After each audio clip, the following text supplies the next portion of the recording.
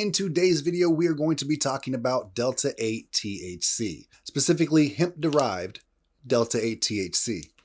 Is it really legal? Does it really get you medicated? What's the difference between Delta-8 and Delta-9?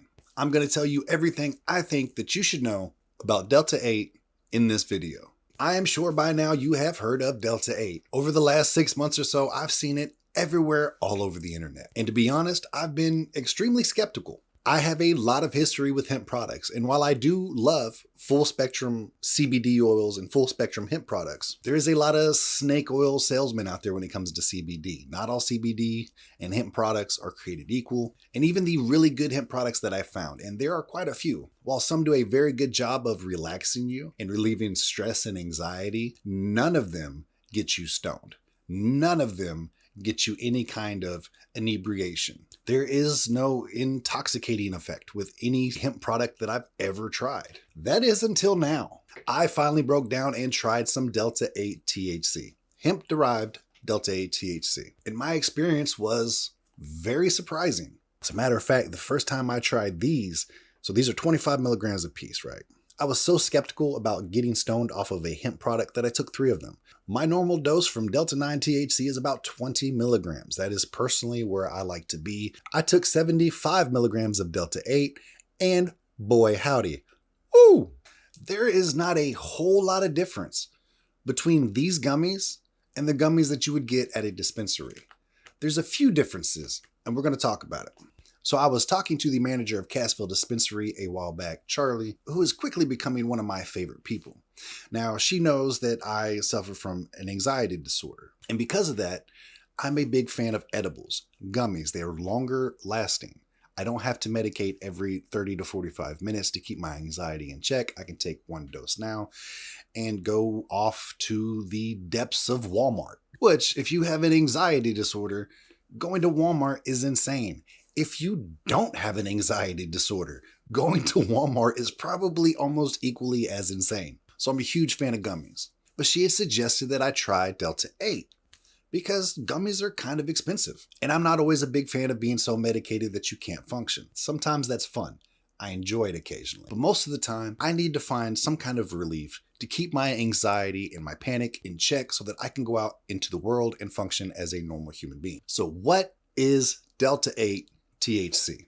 Well, it is not much different than Delta-9 THC, which you should already be accustomed to if you consume cannabis or are a medical marijuana patient. Delta-9 tetrahydrocannabinol is the molecular compound that gives us the intoxicating effect when we consume cannabis, right? So when we smoke or vape it, it gives us that intoxicating effect.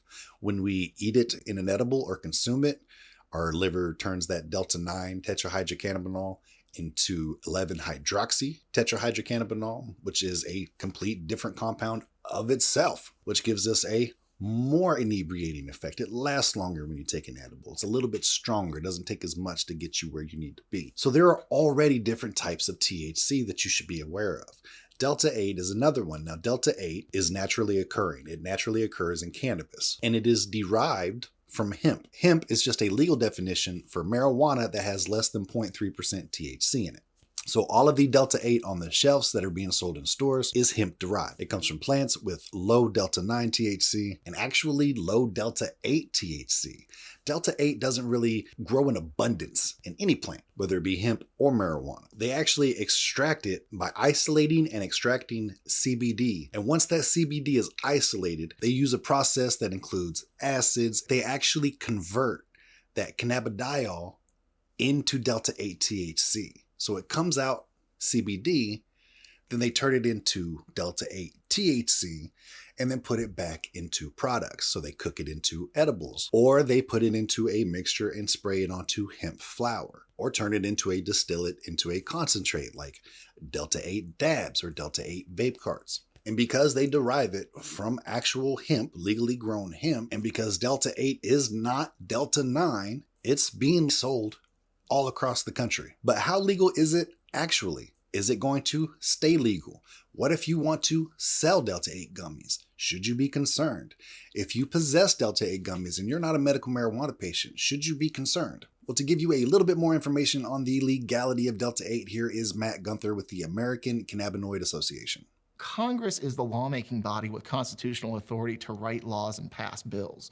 So the 2018 Farm Bill, which was crafted by Congress and signed into law by the president, clearly establishes legislative intent that specifically protects hemp as currently defined. Now, this protects the plant cannabis sativa L and any part of the plant, including the seeds, derivatives, extracts, cannabinoids, isomers, acids, salts of isomers, whether growing or not, as long as it's below 0.3% Delta-9 THC on a dry weight basis. This is important because regulatory agencies do not have the constitutional authority necessary to change this law. Until Congress passes an amendment or updates the language of the Farm Bill in 2022, this federal definition of hemp that protects Delta-8 THC and other emerging cannabinoids remains the law of the land. Secondly, the language of the interim final rule doesn't target Delta-8 THC. Instead, it references synthetically derived tetrahydrocannabinols. Now, while Delta-8 THC is structurally considered a tetrahydrocannabinol, the language of the Farm Bill specifies that its congressional protections supersede the classifications found in the Controlled Substance Act.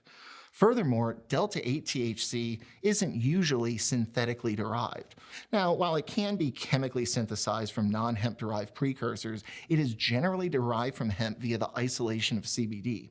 Again, not only is Delta-8 naturally occurring in the plant, it is also derived from the hemp plant. Both of these characteristics make the compound federally compliant under the 2018 Farm Bill. You can expect Delta-8 products to remain legal till at least 2022. Now, will the federal government change the Farm Act? That remains to be seen. That's if we don't see federal legalization of marijuana between now and then, which is still kind of What about urine tests? What if you work a job where you're kind of afraid to become a medical marijuana patient because you don't want to fail a urine test, or maybe you're on probation and parole and you think, well, I'm going to take some of these Delta-8 hemp gummies. That way I don't fail on that urine test when my PO pops me. Are you going to drop hot? The answer is yes. You are probably going to drop hot. You are going to fail a urinalysis test if you are taking these gummies. Because even though it's Delta-8 THC going in, once your body metabolizes that Delta-8, once your body metabolizes THC in general, it all comes out the same. Most panel tests are testing for THC metabolites. So Delta-8, Delta-9, doesn't matter what's going in, it's all coming out the same. So if this is something you're using to get by on that account, you might want to rethink your strategy.